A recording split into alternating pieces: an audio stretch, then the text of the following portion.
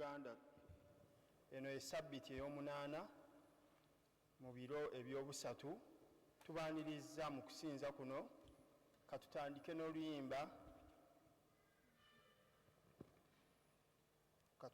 n'oluyimba luno.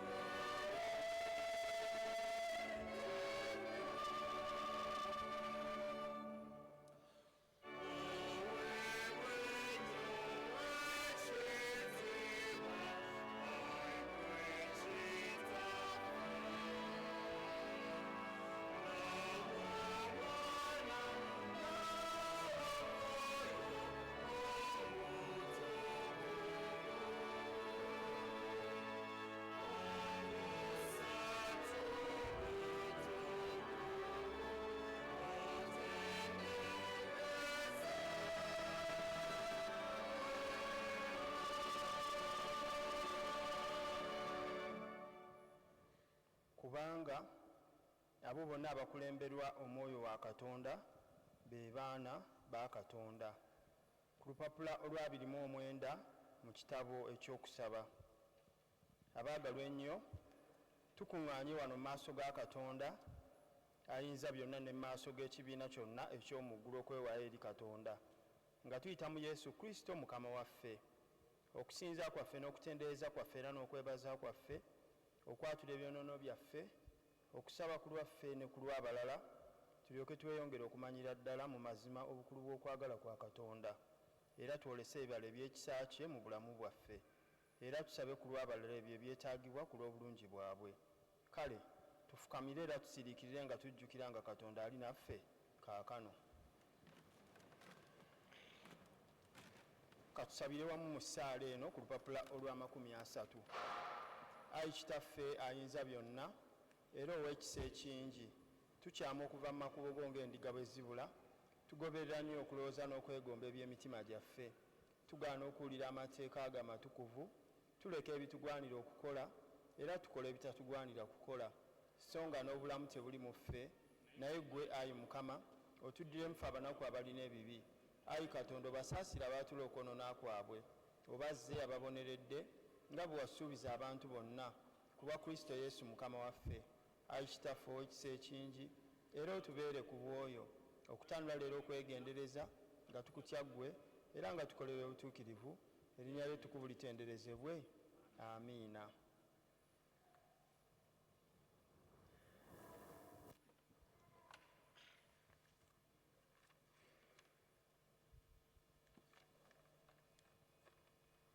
Mukama ayinza byonna era ow'ekisa ekingi abasaasire mmwe era abawe ebbanga okulongoosa obulamu bwammwe era abawe ekisa n'essanyu eby'omwoyo omutukuvu. Amiina. Katusabe nga Mukama waffe bwe yatuyigiriza nti Kitaffe ali mu ggulu, erinnya lyo litukuzibwe, obwakabaka bwo bujje, byeyagala bikolebwe mu nsi nga bwe bikolebwa mu ggulu. Otuweerera emmere yaffe eya leero, otusonyiwa okwonoona kwaffe nga ffe bwe tubasonyiwa abatwonoona, totutwala mu kukemebwa naye otulokole mu bubi, kubanga obwakabaka n'obuyinza n'ekitiibwa bibyo emirembe n'emirembe. Amiina. Katuyimirire tuwe Katonda ekitiibwa mu kitiibwa kino ekimpi. Ekitiibwa kiba eri Kitaffe n'eri Omwana n'eri Omwoyo Omutukuvu nga bwe kyali olubereberye, bwe kiri ne kaakano, bwe kiriba emirembe n'emirembe. Amiina. Mutendereze Mukama, erinnya lya Mukama balitendereze. Katutuule tusomerwe ekitundu eky'olubereberye.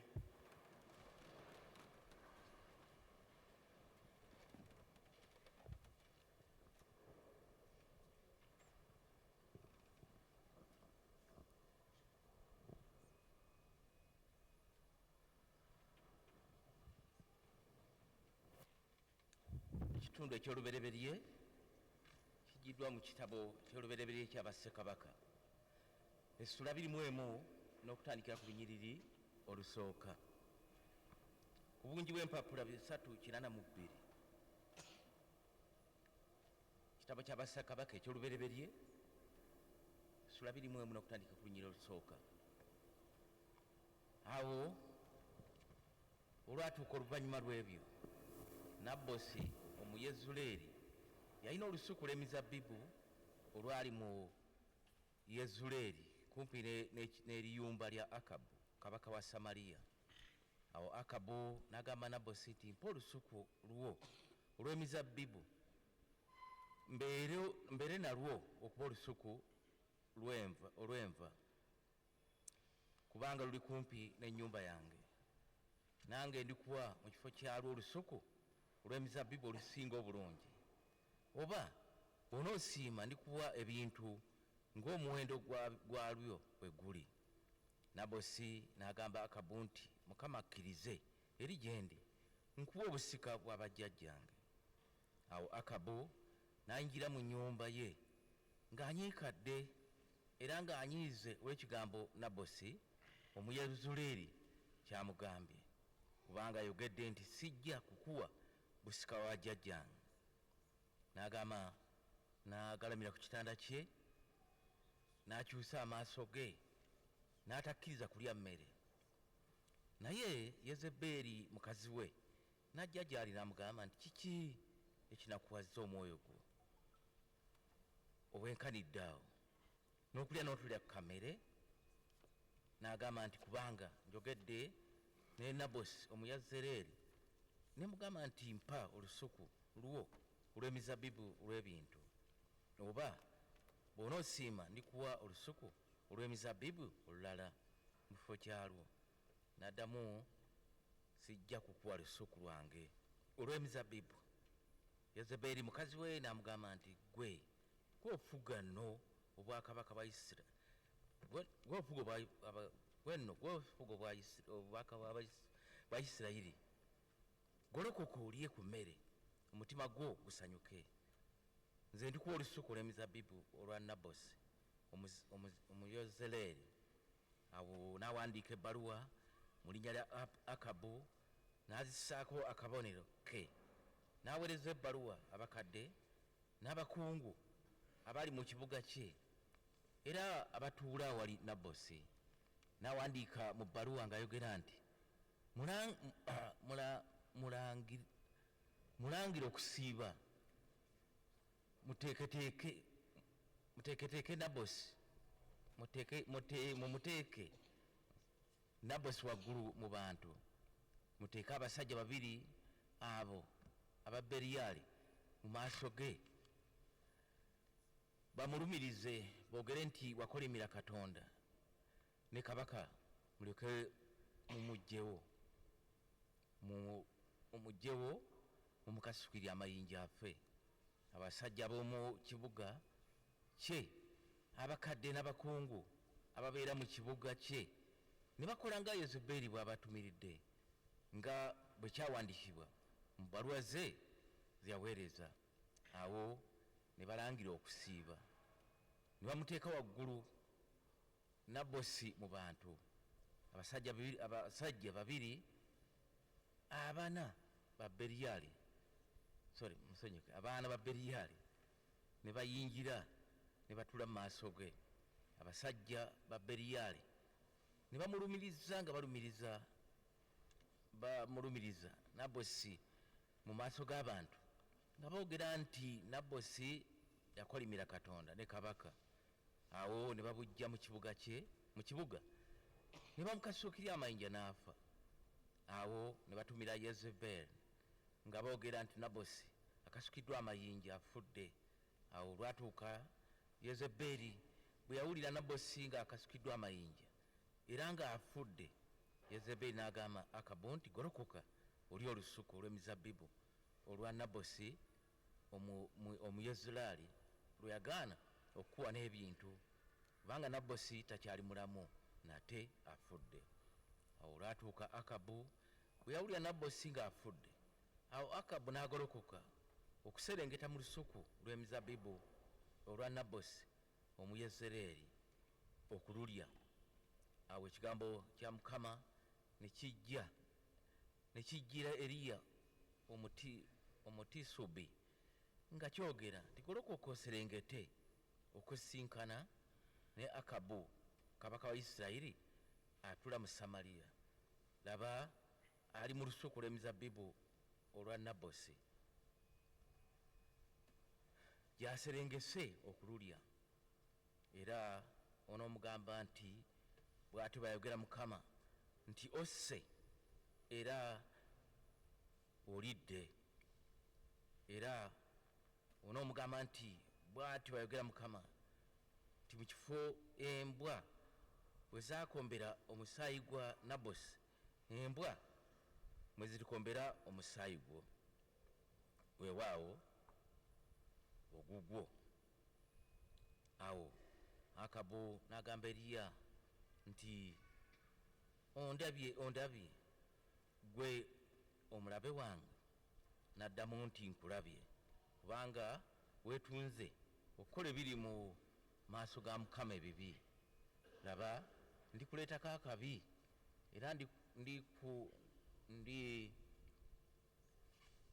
ndikuweerera ddala, era ndimalawo eri Akabu buli mwana w'obulenzi n'oyo asibiddwa n'atasibiddwa mu Isirayiri, era ndifuula ennyumba yo okufaana ennyumba ya Yerobowaamu mutabani wa Nabati, n'okufaanana ennyumba ya Basa mutabani wa Akiya olw'okusunguwaza kwe wasunguwaza n'oyonoonesa Isirayiri. Era Mukama n'ayogera ne Yezeberi nti embwa ziririra Yezeberi awali ekigo ekya Yezuleeri, ekigo kya Yezuleeri. Ekitundu ekiwuliddwa kikomye awo.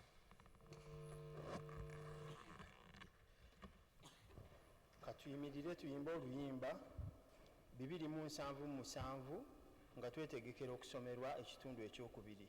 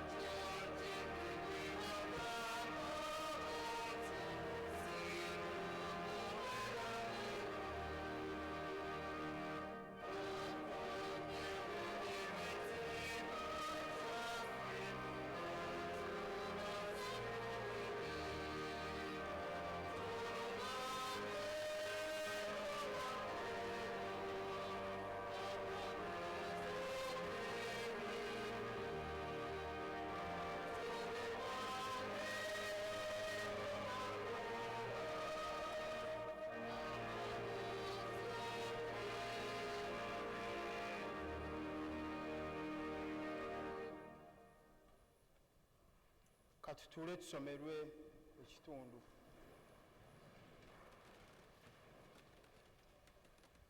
Matayo essuula ey'omusanvu okutandika n'olunyiriri 15. Ekitundu ekyokubiri kiri mu njiri eya Matayo essuula ey'omusanvu okutandika n'olunyiriri olw'15. Mwekuume bannabbi ab'obulimba abajjira mu byambalo by'endiga gye muli, naye nga munda gy'emisege egisikula. Mulibategeerera ku bibala byabwe. Abantu banoga batya ezabbibu kusaana, oba ettiini ku mwenyango? Bwe kityo buli muti omulungi gubala ebirungi, naye omuti omubi gubala ebibala bibi. Omuti omulungi teguyinza kubala bibala bibi, so n'omuti teguyinza kubala bibala birungi. Buli muti kirungi mu muliro. Kale mulibategeerera ku bibala byabwe. Si buli muntu aŋŋamba nti mukama wange mukama wange, si ye aliyingira mu bwakabaka obw'omu ggulu, wabula akola kitange ali mu ggulu by'ayogera. Ekitundu ekyokubiri kikomye wano. Katuyimirire nga tukyukidde emmeeza entukuvu, tunyweze okukkiriza n'enzikiriza ey'abatume. Nzikiriza Katonda Kitaffe ayinza byonna, omutonzi w'eggulu n'ensi, ne Yesu Kristo omwana omu yekka Mukama waffe, eyazaalibwa omuwala atamanyi musajja Maliyamu, eyali olubuto lw'Omwoyo Omutukuvu, n'abonyaabonyezebwa ku mirembe gya Pontiyo Piraato, n'akomererwa ku musaalaba, n'afa, n'aziikibwa, n'akka emagombe mu bafu. Olunaku olwokusatu n'azuukira mu bafu, n'agenda mu ggulu. Atudde ku mukono ogwa ddyo gwa Katonda Kitaffe ayinza byonna, naye alivaayo okukomawo okusala omusango gw'abalamu n'abafu. Nzikiriza Omwoyo Omutukuvu n'ekkanisa entukuvu y'abantu bonna era ebuna wonna, n'okussa ekimu okw'abatukuvu, n'okusonyiyibwa ebibi, n'okuzuukira kw'abafu, n'obulamu obutaggwaawo. Amiina. Mukama abeere nammwe. Katusabe.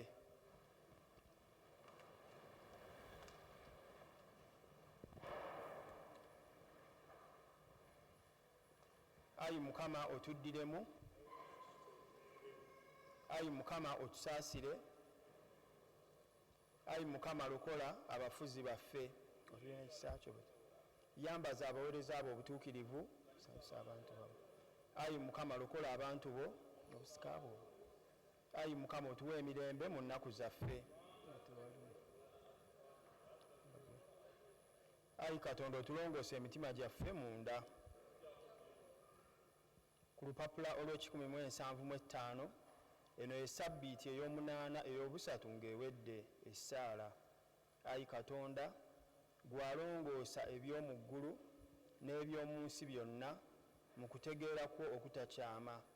Tukwegayiridde n'obuwombeefu okutuggyako byonna ebigenda okutwonoona, n'okutuwa ebyo ebinaatugasanga ku bwa Yesu Kristo Mukama waffe. Katusabe essaala eno esaba emirembe.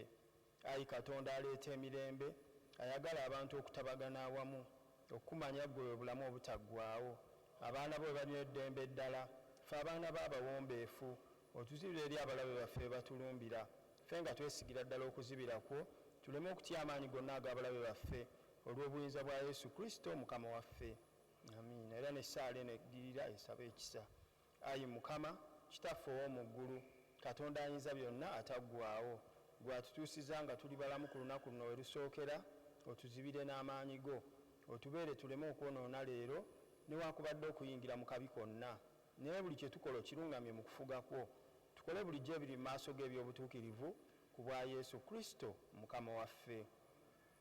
Ekiseera kino abooluganda katuweeyo okusaba okw'enjawulo mu bulamu bwaffe, mu kukkiriza kwaffe ne mu nsi yaffe mwe tutambulira.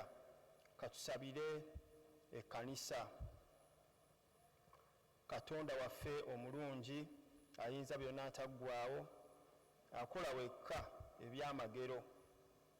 Oweesa abalabirizi waffe ow'ekkanisa ya Uganda His Grace Samuel Stephen Kazimba wamu ne maama Mugalu, Omwoyo Omutukuvu basobole okukulembera bulungi ekkanisa yo, era owa omwoyo ennyumba y'abalabirizi bonna okusingira ddala mukadde waffe the Right Reverend Moses wamu ne maama Banja nga batukulembera mu bulabirizi bwaffe buno obw'ennamirembe, era mu ngeri enjawulo n'eddiini waffe ne maama mu lutikko muno, ne vika waffe ate ne ttiimu yonna gy'oyise okukola omulimu gwo, n'abaweereza bonna n'abantu ba Katonda bonna b'okwasizza okubayigiriza.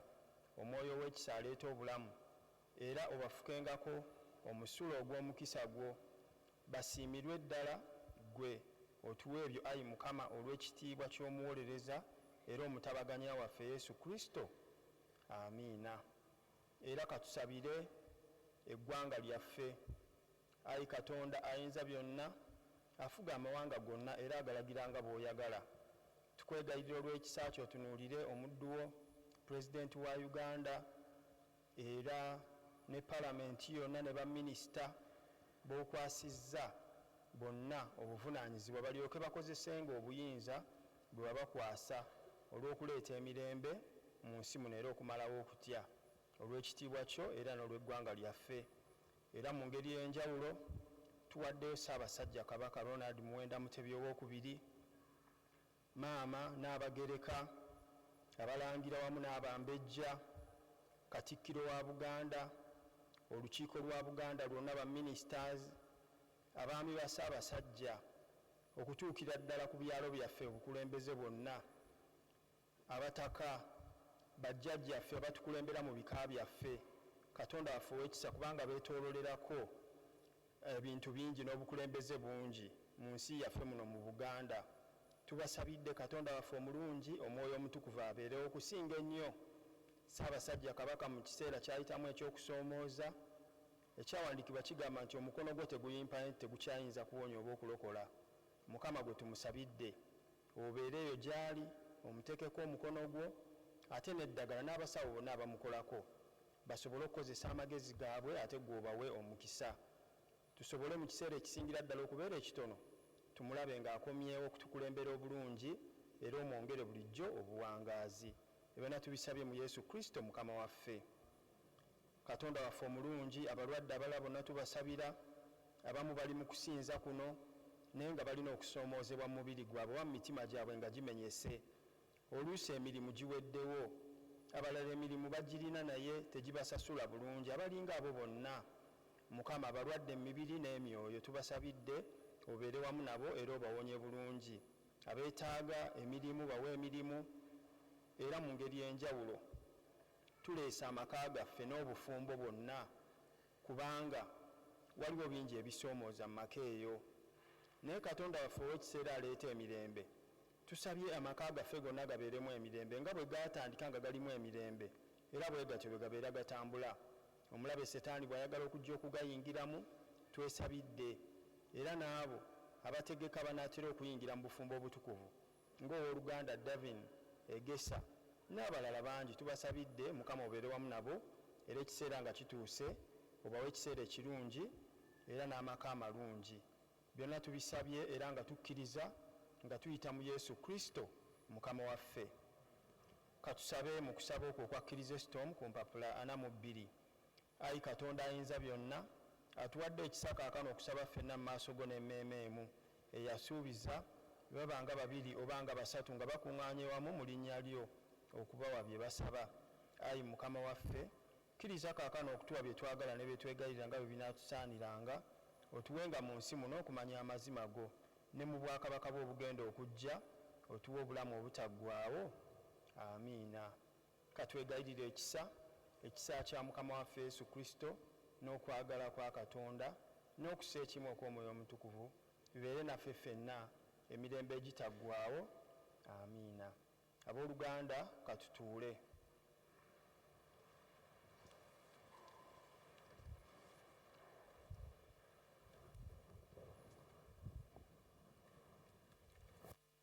mukama waffe yeebazibwe. Mukama mulungi n'ekiseera kyonna.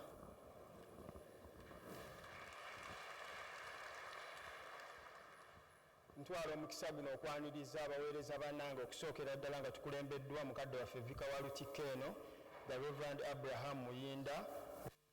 Tulina ya leero nsaba tuwanirize. Era tulina Ordinand Mire Lutalo ono tukwaniriza enkya ya leero.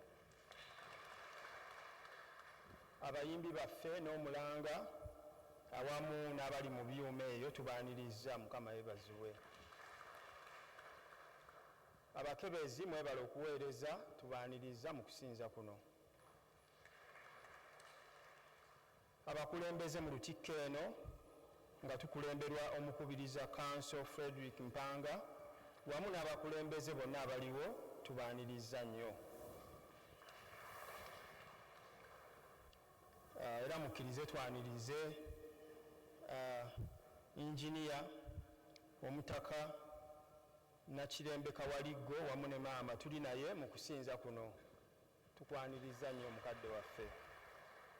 Abantu ba Katonda mwenna tubaaniriza era ne twebaza Katonda olw'ebirungi byabawa, ate ne mu bisoomooza tusaba ateekewo omukono gwe asobole okutuyisaamu obulungi.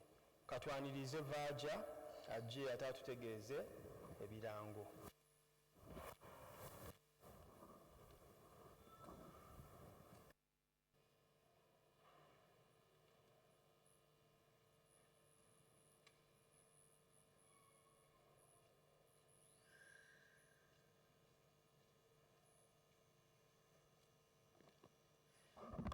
Balamusizaako nnyo bakulisa bannange mu linnya ery'omuwendo era Mukama waffe Yesu.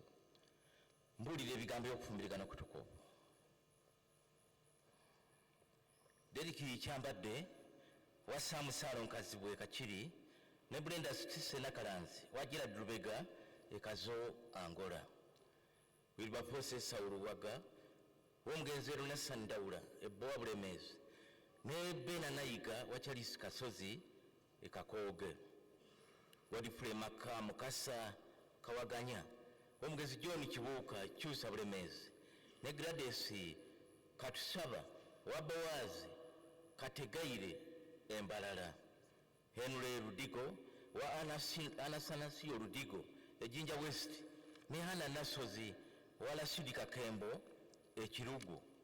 Vincent Segawa wa Wilson Muyinda Mande Ekyamutundwe ne Robina Nabisere wa Christopher Sempa Kalungi Ebupaayi. Ronald Tulyasingula wa Charles Biryatwira Ekabuyanda ne Maria Patricia Nasoro w'omugenzi Francis Xavier Katerega Ebusega Kibumbiro. Fred Jonjo wa Fred Kiseka Makakala ne Sylvia Naabiriye wa Israeli Kayinzika Enakifuma.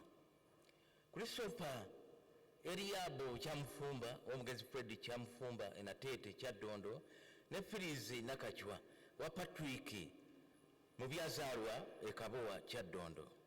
Brian Kajubi w'omugenzi Richard Kawalia Mutungo ne Sinsia Tebandeke wa Prince James Tebandeke wa Lugembe Nsimbi Zuwome. Arnold Tane Odiga wa mugenzi Walter Odiga Embuya Kyaddondo ne Gatwidi Nanteza wa Jimeri Bwama Enaziba Seguku.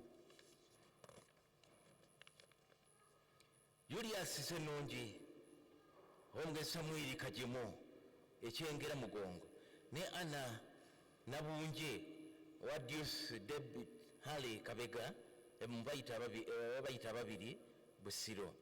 Isaac Zimbe wa Mesera Joko Kanyanya ne Salita na Lubega Kajja wa Abudala Kajja Kanyanya na Masuba. Joseph Abigaba wa Stanley Kamugisha Buziga Kyaddondo ne Doris Ibi Nakandi wa Samui Nakamate Eruwafu. Boyno Mugisha Julius wa Sepaniyo Bitakwale ekitagwenda ne Julia Namuli wa Joshua Senfuma emutundu ekyaddondo. Bano gwe mulundi ogwokusatu ogw'okubuuza. Ate bano Henry Douglas Mulondo, omugezi David Mulondo Mukono Kyaggwe ne Esther Nalwanga wa James Lugwana Namugongo, Geoffrey Luswata omugezi NDP Lwamunda Enkumba Busiro ne Kasalini Nangendo owatti Tibamalibwa Ejjungo Bulwanyi, Kulise Besigye omugezi Godfrey Besigye Erwesasi ne Brenda Kakulu wa Silveno Twesigomo Ekanjala, Samuel Walusimbi wa Samuel Walusimbi Akawala Kyaddondo ne Victoria Nachobe wa Darlington Wamala Namungona, Timose Senyonga omugezi James Mulowooza Makindi Ekyaddondo ne Wright Cinderella wa James Wright Kanyanya Kyaddondo, Ivan Bwenje owa William Buchende Entebbe Busiro ne Grace Nakigwe omugezi Cyprian Sebowa Ebuyiko Kyaggwe, Isaac Kimera wa Henry Richard Serwadda Ekiganda ne Adrina Nankasi Balungi owa Andrew Bwanika Eisingiro. Bano gwe mulundi ogwokubiri ogw'okubuuza. Ne bano Otimu George Jato owa Bernard Dochi Kato Jato Emutungo Kyaddondo ne Trace Linet Kyalisiima owa Patrick Mukisa, Mark Tamale owa John Eri Sentongo Ensambwe Mukono Kyaggwe ne Etiamo Kasonga Firi owa Maka Kasonga Firi, Dennis Kazibwe omugezi Charles Senyonga Ekasanda ne Lilian Nambeguya wa Simon Kasozi Ebujuko, Rogers Muyingo wa Rogers Buyondo Mukasa Nansana ne Victoria Namukasa omugezi Charles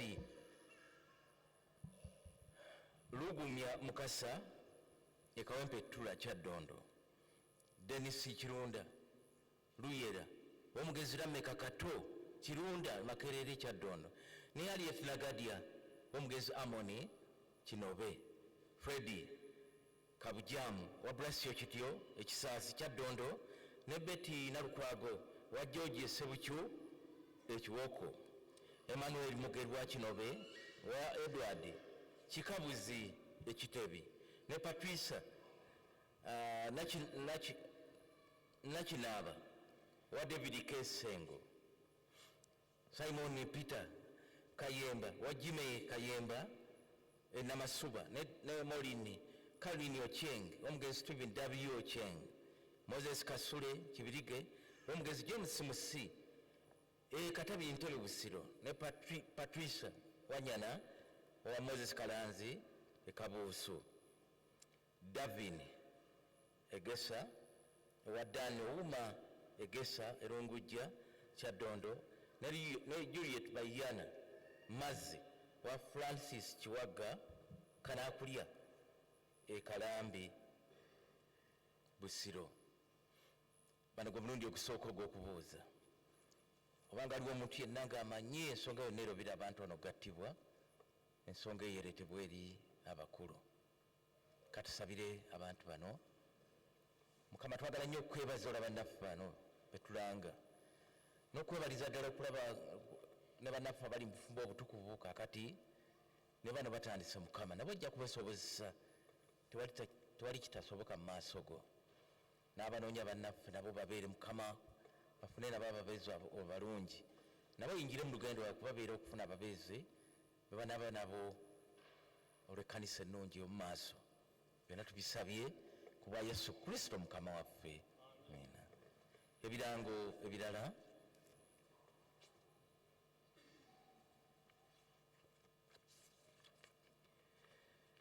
Omwami Mabirizi Timose nga yakulya bye Estates wano mu Lutiko Dinale ayita abatuula ku kakiiko aka Estates okubaawo mu lukiiko ennaku z'omwezi nga 23 lwe lwokubiri olujja mwezi guno gw'omusanvu. Mulisookera mu ofiisi ya ddiini n'oluvannyuma mulirambula ebifo olukiiko byevunaanyizibwako essaawa zijja kuba 10 ez'olweggulo, ssaawa 10 ez'olweggulo nga 23 olunaku olwokubiri. Ate njongera okubajjukiza annual diocesan convention y'obulabirizi ey'omwaka guno egenda kubeerawo ennaku z'omwezi nga 22 omwezi ogw'omwenda okutandika essaawa 2 z'okumanja okukoma ssaawa 11 ez'olweggulo.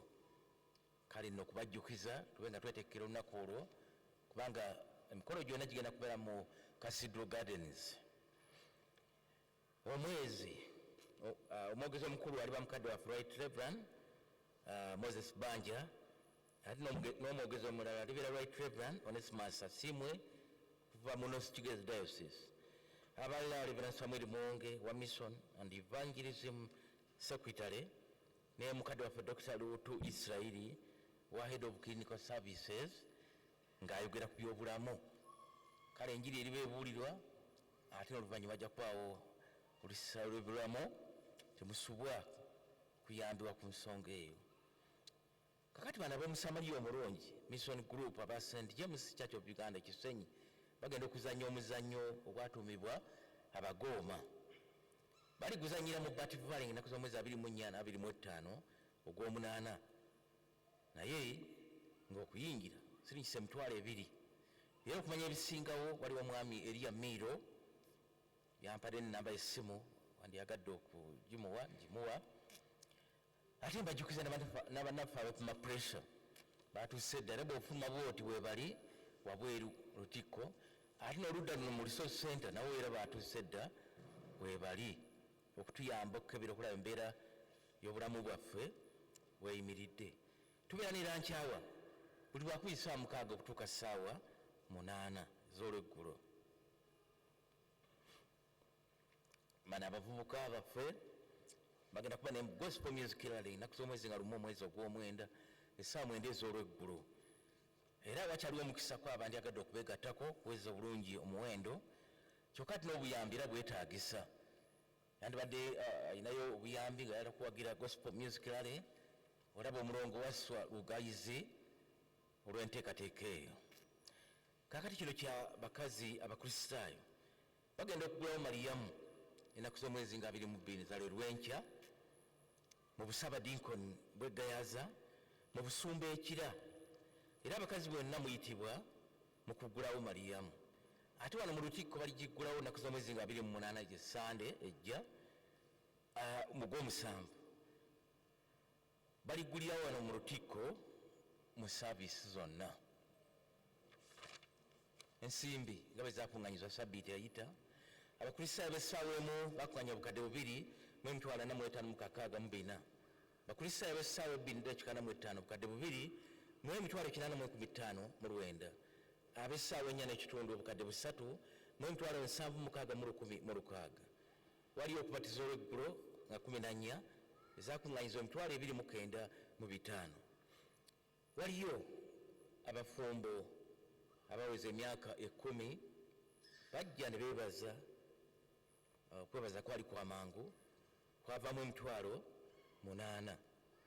Twalina okusaba ng'olukiiko lwa District Council terunatandika, waliwo okusaba wano ezaakuŋŋaanyiza 28,152. Twalinamu okufiirwa ennaku z'omwezi wa 16 ne 19 nga 16 ezaakuŋŋaanyiza 25,776, ate ezaasigala mu kanisa ebitundu 25 ku 100 6,404. Ate ennaku z'omwezi 19 ezaakuŋŋaanyizibwa bwali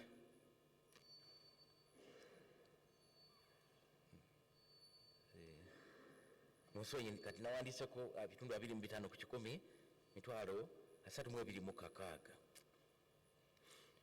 Okusaba kwa Morning Glory okwaliwo okubalaza nga 15 okutuuka nga 2 kwavuddemu ezaakuŋŋaanyiziddwa akadde kamu 6,484. Embaga yabadde olwokutaano emu n'endala 3 ku lw'omukaaga zavuddemu obukadde 2,566. ogatta wamu omugatte gwonna buli obukadde 14 mu mutwalo gumu mu 8. okwebaza okuba netekuleba kubeerawo okwebaza kuba kusiima tubeebaza nnyo olw'okuwaayo mu nnyumba ya Katonda. Mukama oyo ababaddiza wonna mubabutoola olwokuba nti emirimu gya Katonda gitambula bulungi. Mwebale nnyo, mwebali eddala. Bino bibadde ebirango. Weebale ssebo olw'ebirango ebyo. Katwanirize omukubiriza waffe ate naye alina ensonga gy'atutegeeza.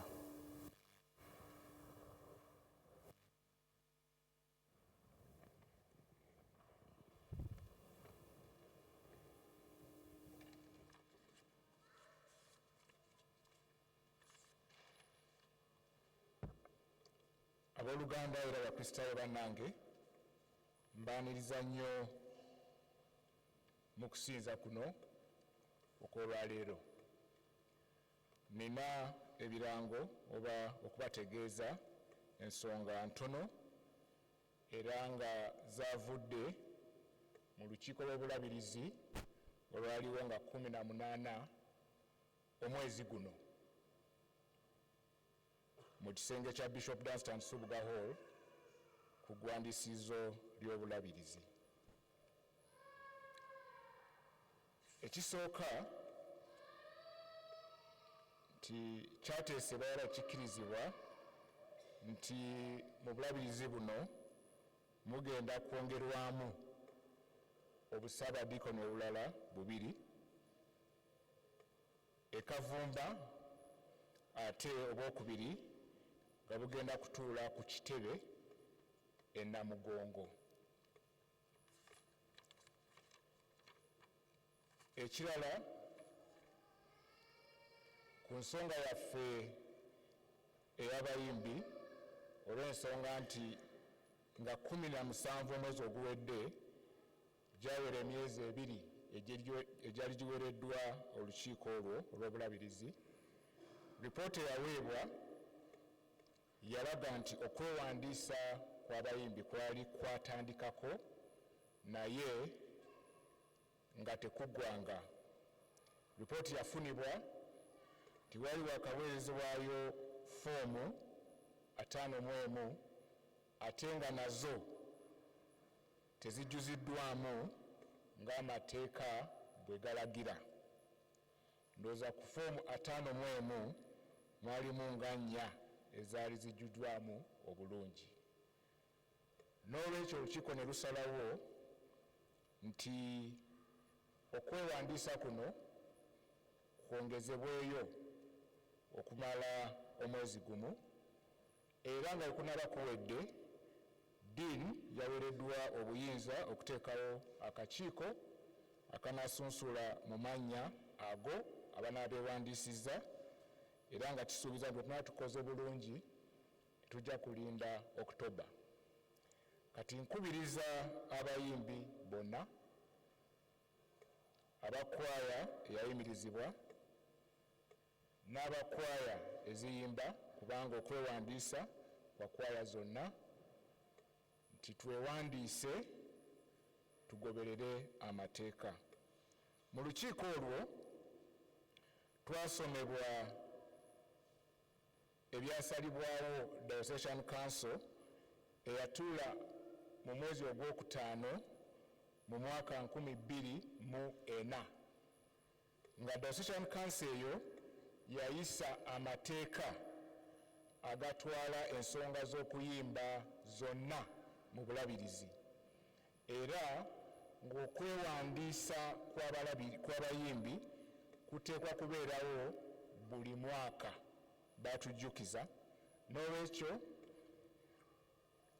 tujja kuba twetaagisa ffe mu lutikko okulaba nti abayimbi baffe beewandiisa era ne bakuza obweyamo bwabwe okuweereza wansi w'amateeka buli mwaka.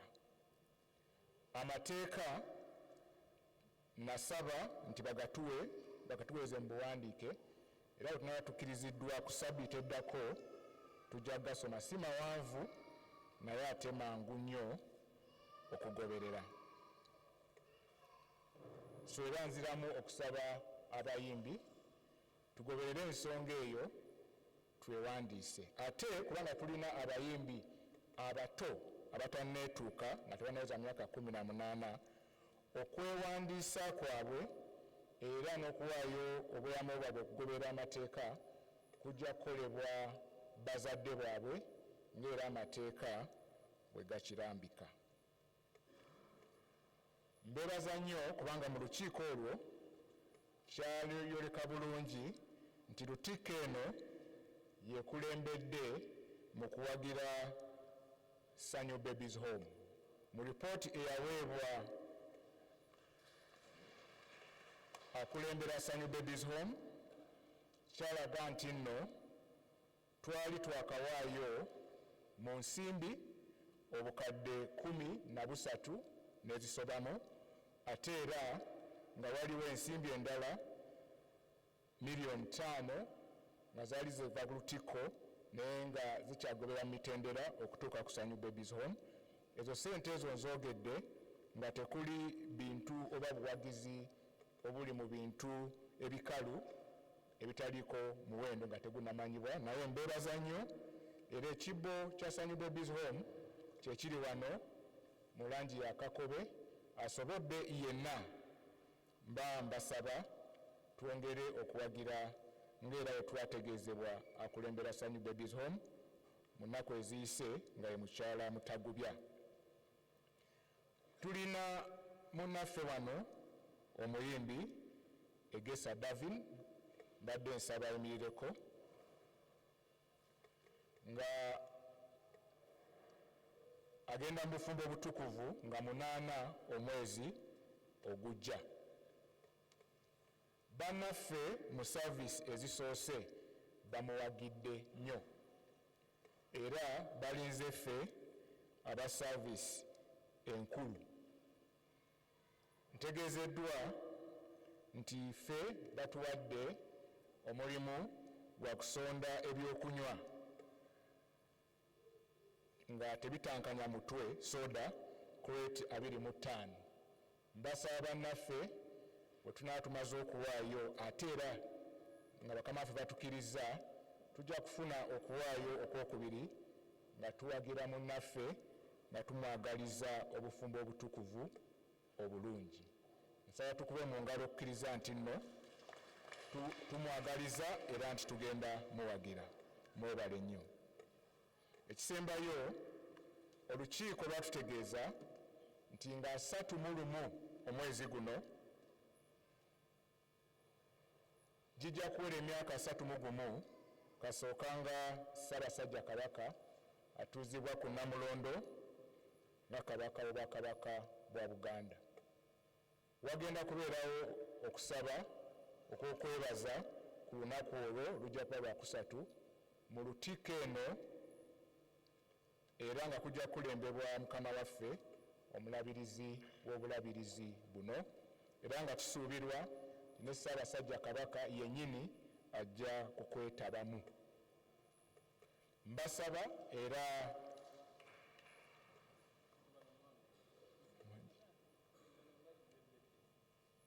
Vika antemezaako nti newankubadde ensonga nkulu engalo zibadde za luyongoyongo.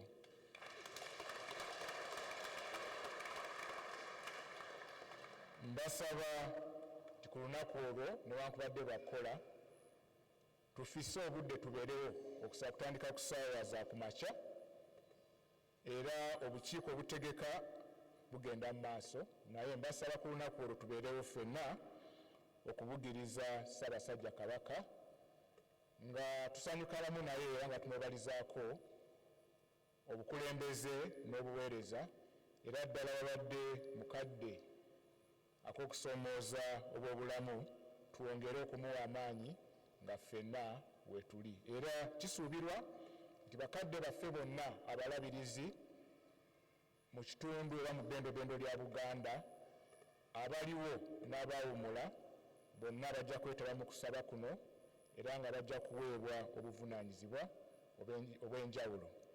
Kale mbasaba ffenna tubeerewo ku mukolo ogwo era nga maze ebirango mbagaliza okusinza okulungi era nga tuvuddewo ne sabbiiti eddako ey'obuweereza n'okukola ennyo okulungi. Mwebale nnyo, mwebalire ddala. Ssebo omukubiriza tweyanziza ebigambo ebyo. Katuyimire tuyimbe oluyimba 317 nga tugenda okuwulira obubaka.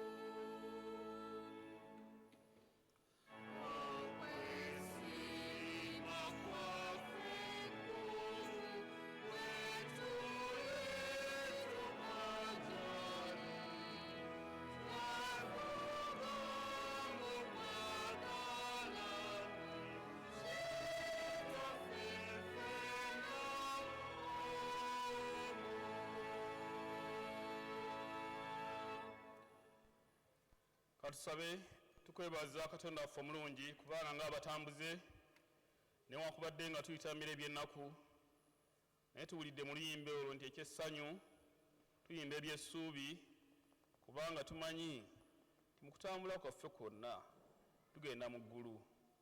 Kale nno Mukama waffe omulungi nga tetunnatuuka eyo gye tulaga tukwegayirira otutikkuleko emigugu egy'ennaku era n'ebibi tutambule nga tusaanidde nga tukyali mu nsi muno ate era bwe tulivaamu obulamu obutaggwawo buleme okutubula ku bwa Yesu Kristo Mukama waffe.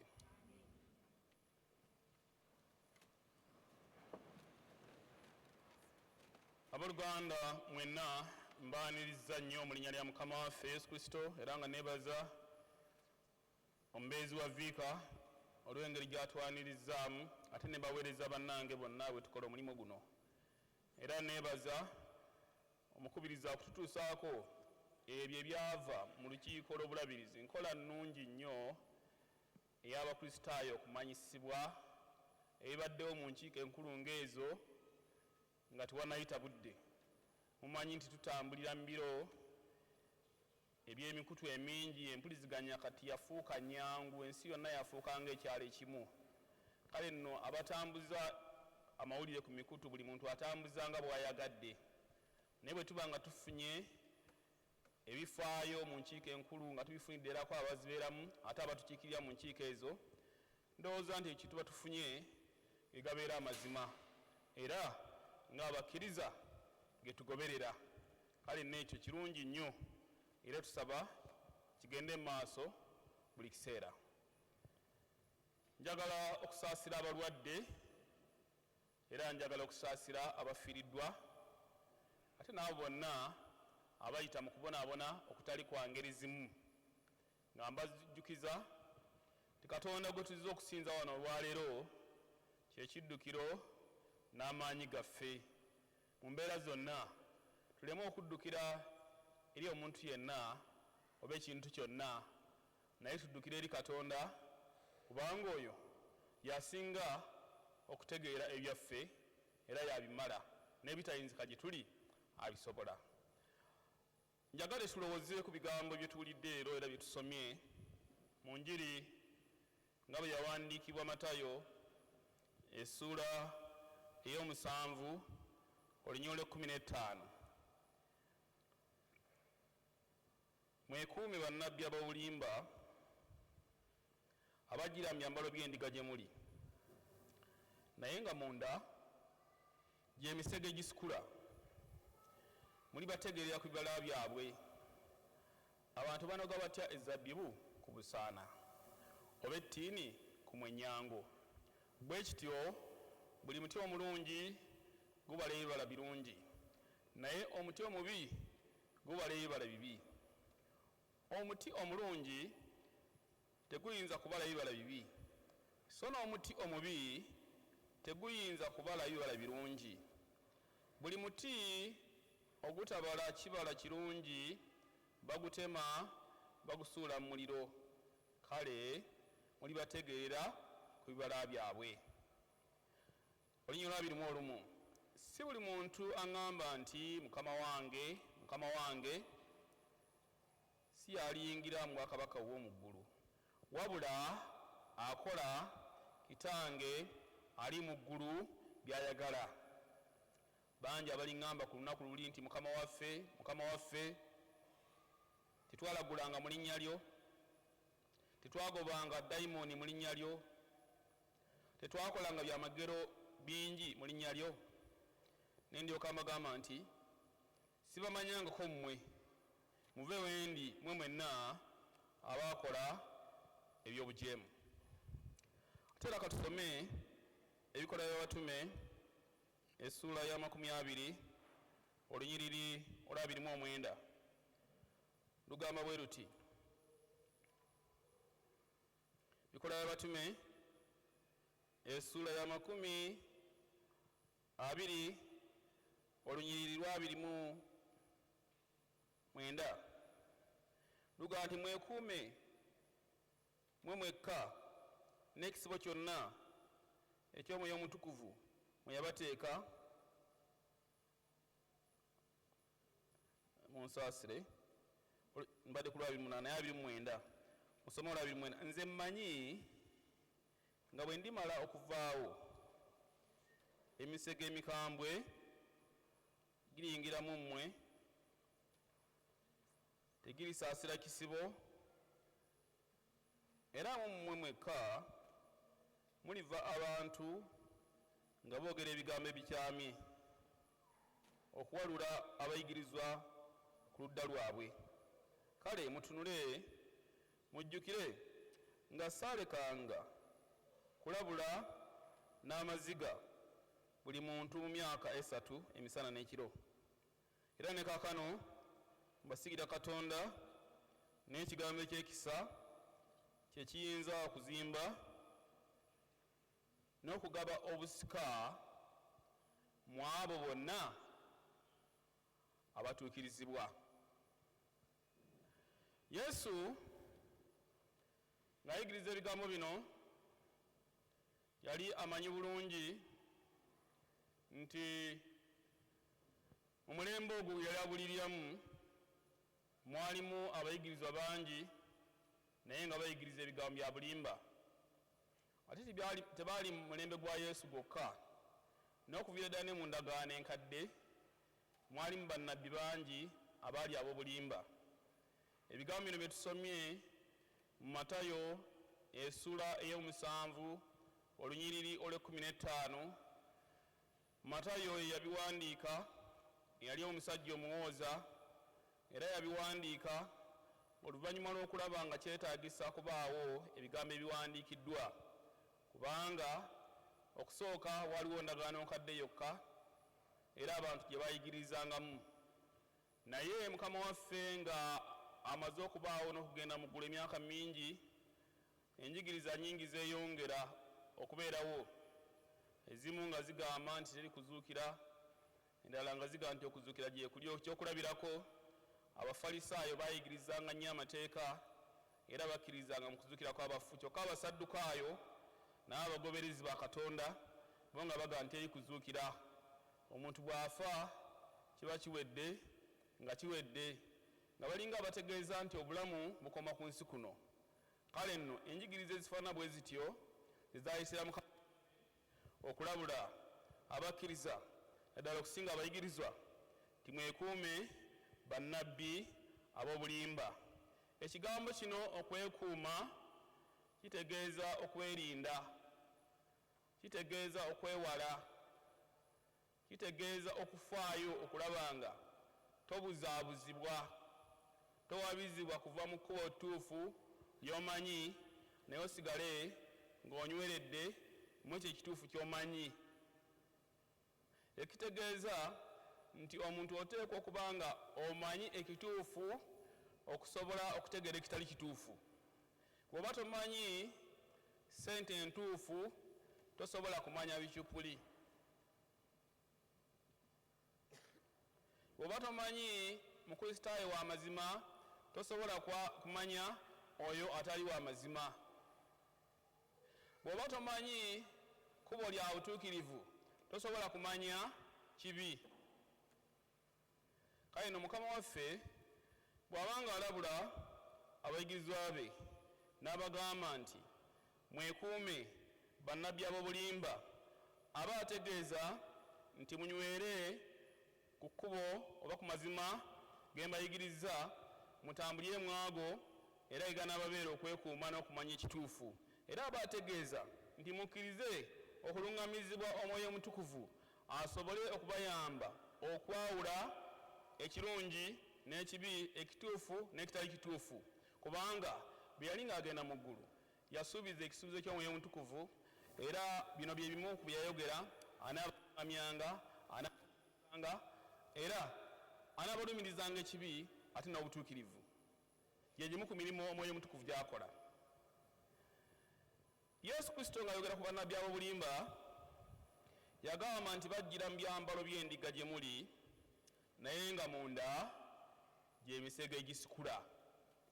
Amakulu gaakyo nti bajja mu kifaananyi eky'obwetoowaze, bajja mu kifaananyi eky'okutya Katonda, kubanga endiga mu Isirayiri kaabanga kabonero ka bwetoowaze. Y'ensonga lwaki tugamba nti Yesu omwana gw'endiga. Tetukyogera kubanga endiga yazaala Yesu, teri ndiga ezaala muntu, naye tukyogera kubanga ng'endiga bwe yeetowaza, ng'endiga bwe yeewaayo, kubanga endiga kyekisolo ekiyinza okuttirwa wali nekisalibwa naye nga towulidde ku ddoboozi lyakyo, nekiyita mu mbeera ey'obulumi naye nga tosobola kuwulira ku ddoboozi lyakyo. Yesu yayita mu bulumi bwonna naye teyakolima, teyaduula, teyavuma, neyeetowaza ng'omwana gw'endiga. Ate endiga essaddaaka eyaweebwangayo Abayisirayiri olw'ebibi, yabanga ssaddaaka nkulu nnyo. Kale nno ng'ayogera ku bannabbi bano ab'obulimba yalaga nti bajjira mu byambalo by'endiga gye muli. Amakulu gaakyo nti bajja gye muli nga beetowazizza, bajja nga beewombeese, bajja gye muli nga beesizza akazigo kungulu, naye ng'ekyo si kye bali munda, kubanga naye nga munda gy'emisege egisikula. Ndowooza nti baamubuuza tuli bategeera tutya, kubanga ne bonna be tulaba bayinza okuba nga bafaanana bwe batyo. Bonna abajja gye tuli bayinza okuba nga nabo bajja beewombeese. Mu nnyero 16 n'abalaga akabonero ku baana abategeereranga, aga nti muli bategeerera ku bibala byabwe. abantu banoga batya ezabbibu ku busaana oba ettiini ku mwenyango bwe kityo buli muti omulungi gubala ebibala birungi naye omuti omubi gubala ebibala bibi omuti omulungi teguyinza kubala ebibala bibi so n'omuti omubi teguyinza kubala ebibala birungi buli muti ogutabala kibala kirungi bagutema bagusuula mu muliro kale muli bategeerera ku bibala byabwe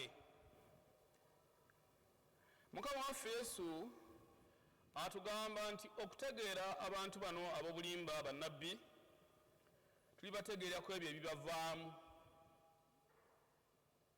ebibala byabwe era naawe ekyokulabirako ekyezabbibu wano mu uganda tetulima mizabbibu naawe nekyokulabirako ekyokubiri kyekyobusaana obwo obusaana bungi nnyo wano ewaffe era bumerako amaggwa mubumanyi ababatembulako mu byalo ababeera mu kibuga wano muyinza obutabumanya naye fe abayitako mu byalo tubumanyi kola y'obusaana naye akasaana kabeera n'amaggwa mangi nnyo ng'agamba nti ezabbibu teriyinza kubala ku busaana naye ezabbibu olw'okuba nti kintu kizibu gye tuli katwogere ku miyembe abasinga obungi gye mumanyi eyo miyembe toyinza gisanga nga gibaze ku busaana so n'obusaana toyinza busanga bubazeeko miyembe buli muti gubala ekibala kyagwo omuti omulungi gubala ebibala birungi n'omuti omubi gubala ebibala biki bibi ng'obala ebibala bifaanana bitya mu makaago ku mirimu egyo gy'okolera bibala ki ebikuvaamu mukama waffe yali ayogera ku bannabbi ab'obulimba ng'amanyi ti bangi abajja abagenda okukyusa ekigambo kyeyayigiriza bakiyigirize mu ngeri efaanano obulala bwe tukiteeka ku mulembe guno gwe tuliko olwaleero katonda yeebazibwe ataddewo ababuulizi b'enjiri bangi mu buli kifo wonna we tuyita mu makubo gye tutambulira mu maka gaffe gye tulaga era bonna abasinga obungi mu uganda ababuulizi b'enjiri 9/10 bakozesa bayibuli eno n'abatagikiririzaamu nabo bagikozesa kubanga mpulira nnyo ebibuulirwa waliwo bannaffe abayigiriza ku kigambo ekyokuwaayo zaka batera ku CBS essaawa zibanga 12 ku makya ennyo naye nabo bayibuli eno bagikozesa bakozesaako kumala kintu muleete ekimu eky'ekkumi nti mwabakristaayo muleete ekimu eky'ekkumi ennyumba ebeeremu ki emmere ekitegeeza nti bayibuli kitabo kituufu nnyo obanga n'abalala bakikozesa kale eno bayibuli eno newakubadde ng'ekozeseddwa mu ngeri efaanana bw'etyo naye si buli muntu yenna akozesa bayibuli n'abuulira enjiri nti kyaba ayogera ge mazima gagoberera bayibuli esigala nga mazima naye agiyigiriza asobola okugiyigiriza naye nga agiyigiriza kifuula nnenge nsaasira ngenda nentunuulira abantu ba katonda bangi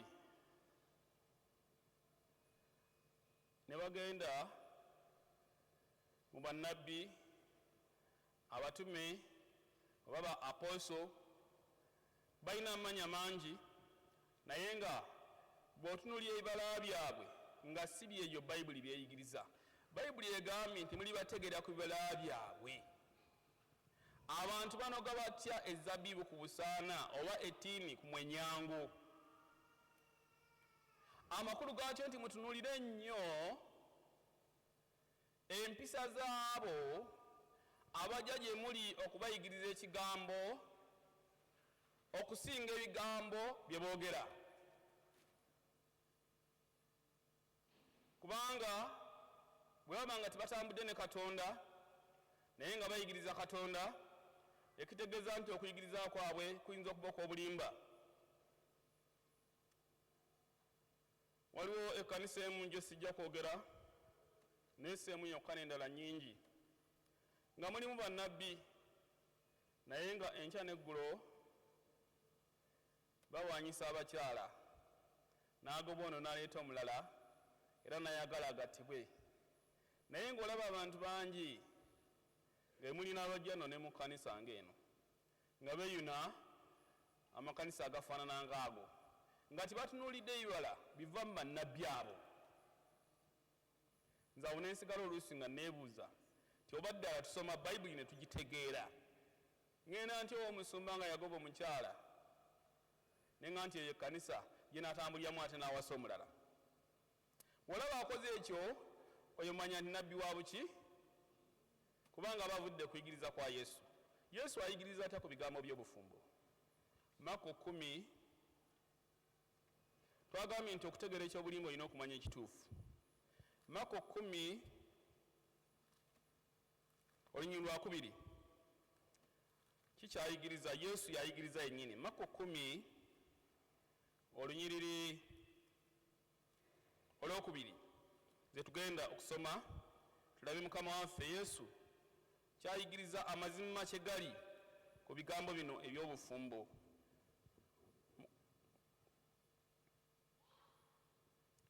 Abafalisaayo olw'okwagala okumugezesa ne bajja gy'ali ne bamubuuza nti kirungi omuntu okugobanga mukazi we? Naye n'addamu n'agamba nti Musa yabalagira atya? Ne bagamba nti Musa yakkiriza okuwandiikanga ebbaluwa ey'okugoba alyoke agobebwenga. Naye Yesu n'abagamba nti olw'obukakanyavu bw'emitima gyammwe kyeyava abawandiikira etteeka lino, naye okuva ku lubereberye lw'okutonda yabatonda omusajja n'omukazi. Olunyiriri olw'omusanvu njagala oluwuli olwetegereze. Omuntu kyalavanga aleka kitaawe ne nnyina ne yeegatta ne mukazi we, nabo bombi banaabanga omubiri gumu. Kale nga tebakyali babiri nate wabula omubiri gumu. Kale Katonda kye yagatta wamu omuntu yenna takyawukanyanga. Olunyiriri olw'ekkumi awo ate mu nnyumba abayigiriza ne bamubuuza ekigambo ekyo, n'abagamba nti buli muntu yenna anaagobanga mukazi we n'awasa omulala ng'azizza omusango ogw'obwenzi ku mukyala we. Naye yennyini bw'anaanobanga wabba n'afumbira omulala ng'ayenze.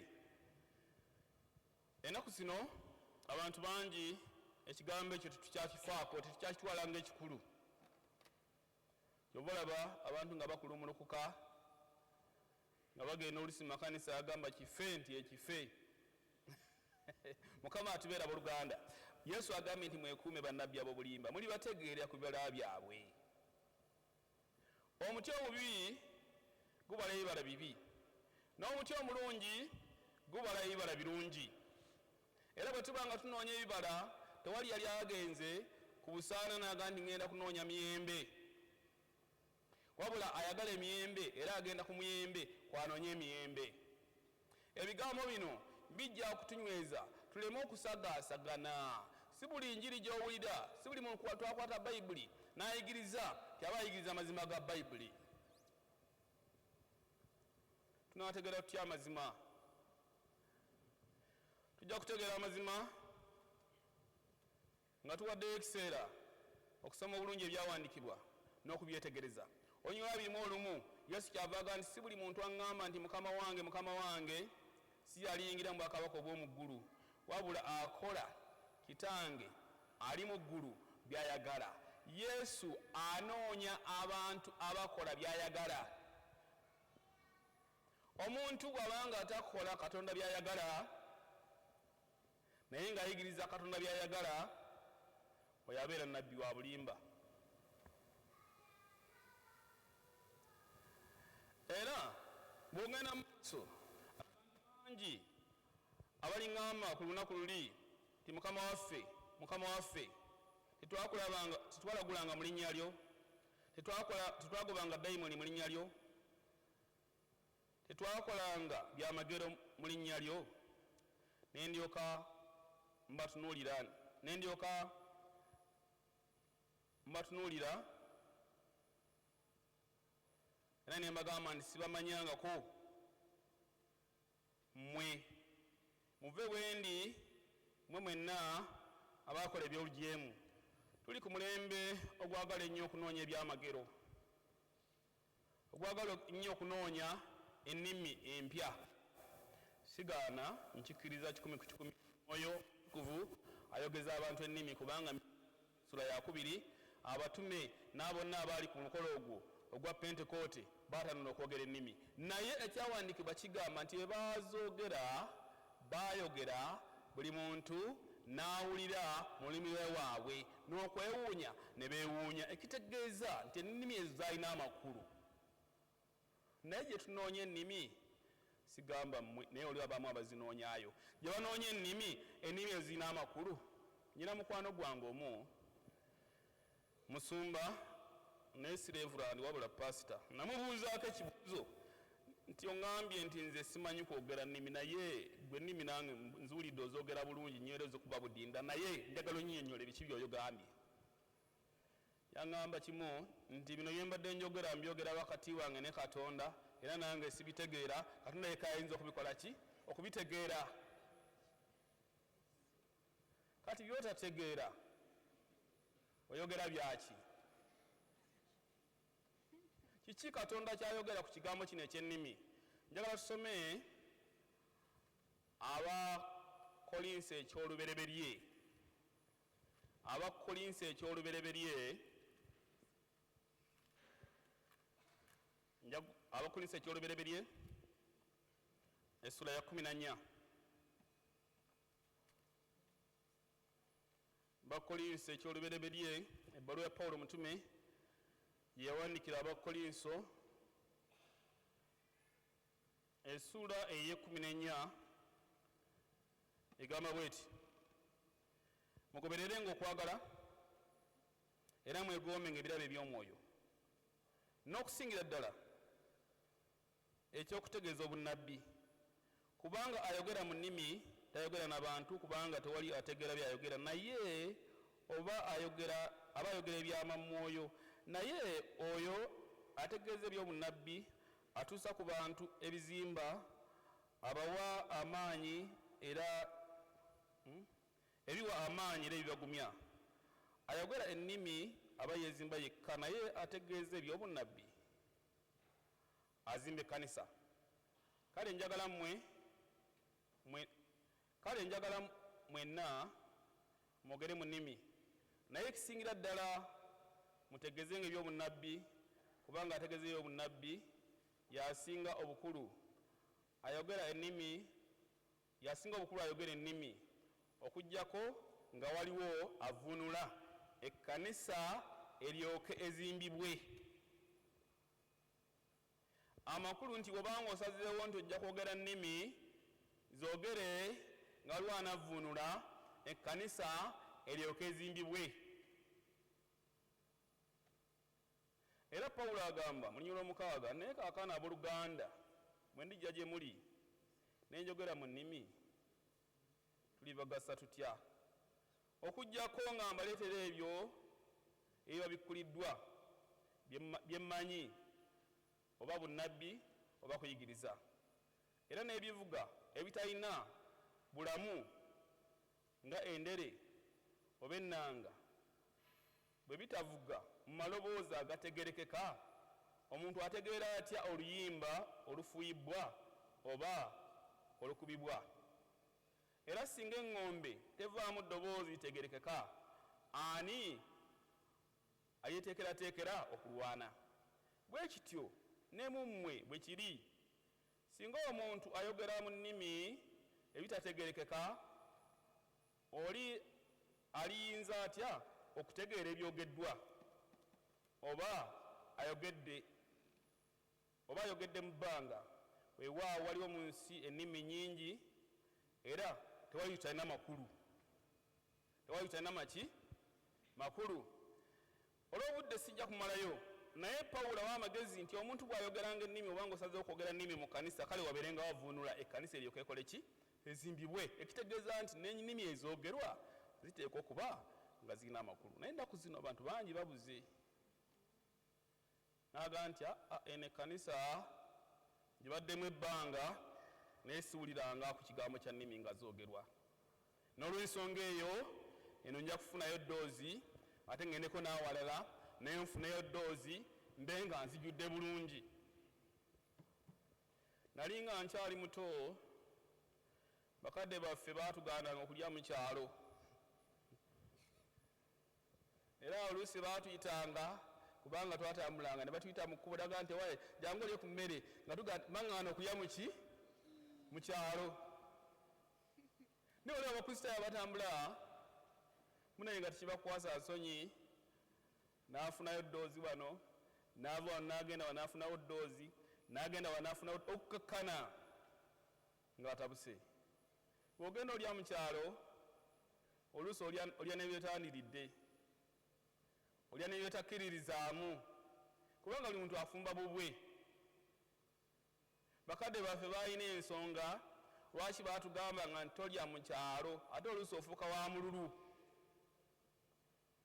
era bw'olwala oyinza n'obutamanya ki kyakulwazizza kubanga oyinza okutandika okwebuuza oba emmere gye nalidde owa gundi yaleese obuzibu oba gye nalidde owa gundi yaleese obuzibu ndowooza ali mpisa nnungi omuntu kyava alya emmere awantu awamu kubanga bw'oli awamu ne bw'ofuna obuzibu omanye nti obuzibu bwavudde awo wokka tewali walala kikyentegeeza nti bwe tubeera abakristaayo nga tusazeewo okutambulira mu kkanisa eya Uganda twetaaga okwekuuma bannabbi ab'obulimba ate tunywere obutasagaasagana ensonga yonna ereme okutujja mu kkubo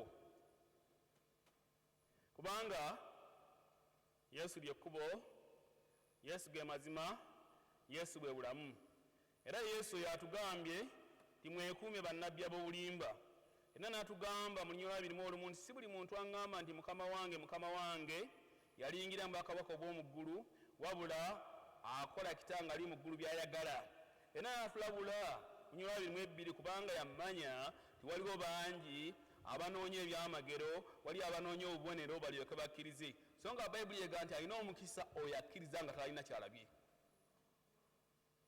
obalaba nti abamawanga tulina omukisa kubanga Yesu abasinga tetwamulaba naye tumukkiriza naye mu Isirayiri gye yatambulira gye yabuulira ekigambo nga n'ebyokulabirako babirina bangi tebamukkiriza kale no Yesu kyava agamba nti bangi abaliŋŋamba ku lunaku luli nti mukama waffe tetwalaggulanga mu linnya lyo tetwagobanga baddayimooni mu linnya lyo tetwakolanga byamagero mu linnya lyo nendyoka mbagamba nti sibamanyangako mmwe muve wendi mwe mwenna abaakola ebyobujeemu njagala okwegayirira Katonda buluganda mu nnaku zino ezirimu enjigiriza ennyingi ezirimu bannabbi abangi ezirimu abatuma abangi twekuume twegendereze tunuulira nnyo weetegereze olabe omuntu akuleetera amawulire amalungi obulamu bwe ye butambula butya amaka ge gatambula gatya ekitundu bwabeera kyo kitambula kitya omwoyo nga akulaze nga ebikolwa si birungi newakubadde nga ebiyigizibwa birungi mukama waffe aga nti weekuume tomala gagoberera buli kyosanze tomala gakkiririza buli kyolabye kubanga bangi abalijja nga baga nti mukama wange naye ng'ekyamazima bye bakola bikontaana n'ekyo kye boogera kale ne bwe tuba nga tusazeewo okwatula Yesu nga ye mukama Katonda kyatubanja kwe kutambulira mu kkubo ery'obutuukirivu n'ekyokubiri kunyiikira kusoma byawandiikibwa ate n'okubitegeera n'ekyokusatu kwewaayo kuluŋŋamizibwa omwoyo omutukuvu kubanga abatambula n'omwoyo wa Katonda be bayitibwa abaana ba Katonda njagala okuwunzika ebigambo bino n'ebbaluwa ey'olunaku lwaleero singa tubadde tugisomye singa kubadde kusa kimu kutukuvu nga bwe kyabadde ku makya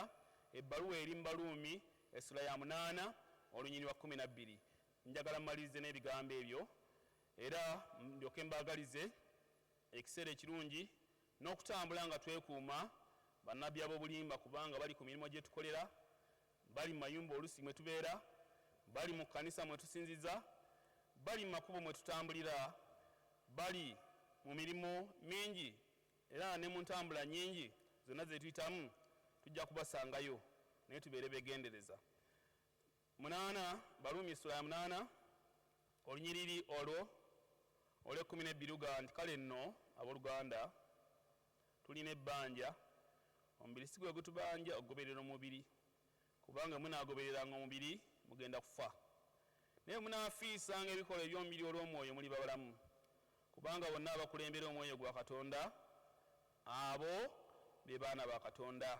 Kubanga tetwaweebwa nate mwoyo gwa buddu okutya, naye mwaweebwa omwoyo w'okufuuka abaana gwe tukoowoola nti Abba Kitaffe. Onyola 16 omwoyo yennyini wamu n'omwoyo gwaffe ategeeza nga tuli baana ba Katonda. Nga bwe tuli abaana era tuli basika, abasika ba Katonda era abasikira awamu ne Kristo, bwe tubonaabonera wamu era tulyoke tuweerwamu ekitiibwa. Abooluganda, tuli baana ba Katonda. Katonda atubeere omwoyo omutukuvu, atukulembere, atuluŋŋamye, atuyigirize, kubanga yatuwa obusobozi obusobola okwawula ekirungi n'ekibi, obusobola okwawula amazima n'obulimba. Era awatali mwoyo mutukuvu tetusobola kutegeera nti enjigiriza eno ntuufu oba eno nkyamu. Kale nno ekigambo kino kyetaaga nnyo okusaba Katonda n'atubeera okwawula emyoyo. Mwekuume bannabbi ab'obulimba abajja gye muli nga bambadde ebyambalo by'endiga naye nga munda gy'emisege, mu linnya lya Kitaffe n'ery'Omwana n'ery'Omwoyo Mutukuvu.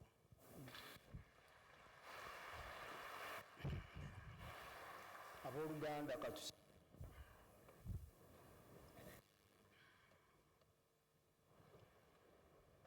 Katonda waffe omulungi, tukwebaza kubanga otuleese n'otubuulira ekigambo kyo kino, otuyigiriza nga bwe tuli abaana bo tubale ebibala ebirungi, kubanga omuti omulungi bagulabira ku bibala ebirungi, n'omuti omubi era gubala ebibala ebibi. Katonda afuwa ekisa bwe tunaaba nga tumaliriza okusinza kuno nga tuzzeeyo mu nsi, otubeere okulema okubeera abakristaayo oba ababala ebibala ku sabbiiti yokka, naye n'ennaku endala zonna ku mirimu gyaffe ne gye tutambulira yonna tubeere nga tubala ebibala era nga tuli abakristaayo abalungi abagulumiza n'okutendereza erinnya lyo. Tubisabye mu Yesu Kristo Mukama waffe. Twebazizza olw'obubaka buno. Ekiseera kya kuwaayo era abayimbi bajja kuba batukulembera mu nnyimba okutandika ne 357 bwe tunaamala okuwaayo, ate muganda waffe Davin Egesa ajja kujja naye ayimirire wano ng'alina ekibbo ekyokubiri. Katuyimirire nga tuyimba.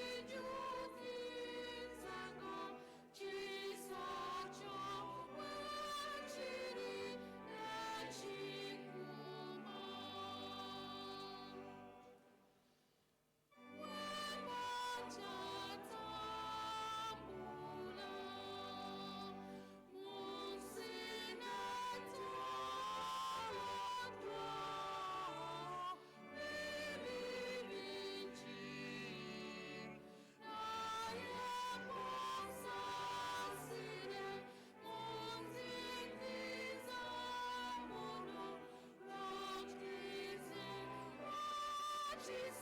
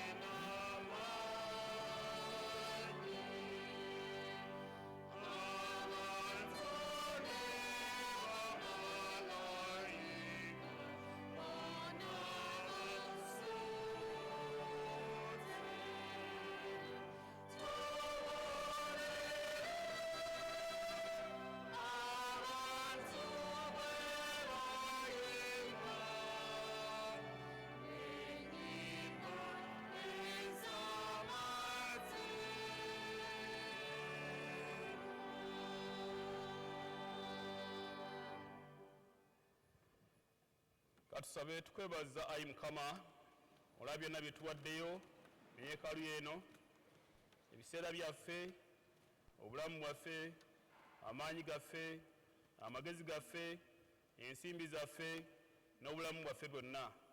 Kale nno Mukama tukwegayidde obisiime byonna bikole omulimu gwo, obwakabaka bwongere okuzimbibwa, era otubeere nga tuyita mu nsi eno erimu okubuzaabuzibwa kungi, erimu bannabbi abangi ab'obulimba nga bw'otugambye nti mwekuume. Kale nno Mukama situyinza kwekuuma ffekka okuggyako nga gw'otubedde. Kyetuba tukusaba otuwe amaanyi ag'Omwoyo Mutukuvu aganaatuyinzisanga okuwangula okusendasenda kw'ensi era n'okw'omubiri era n'okwa Sitaani. Era Mukama nga tugenda kuva mu kifo kino otubeere tuleme okuva mu maaso go, naye ng'omuddu wo Dawudi bwe yagamba nti nange naatambuliranga mu nnyumba ya Mukama okutuusa ku nnaku ennyingi, tusigale nga tuli mu nnyumba yo, kubanga omwe muli obulamu, ekitiibwa kyo kiryoke kirabike mu linnya eryo erisinga gonna erya Yesu Kristo Mukama waffe. Amiina. Emirembe gya Katonda egisinga okutegerwa kwonna gikumenga emitima gyammwe n'amagezi gammwe mu kumanya n'okwagala Katonda n'omulokozi waffe Yesu Kristo. N'omukisa gwa Katonda ayinza byonna, Kitaffe n'Omwana n'Omwoyo Mutukuvu gubeere ku mmwe mwenna, gubeere ku Ssaabasajja Kabaka wa Buganda, gubeere ku Maama Nnaabagereka Abalangira n'Abambejja. Omukisa ogwo guleme okubavaako kaakano n'emirembe n'emirembe.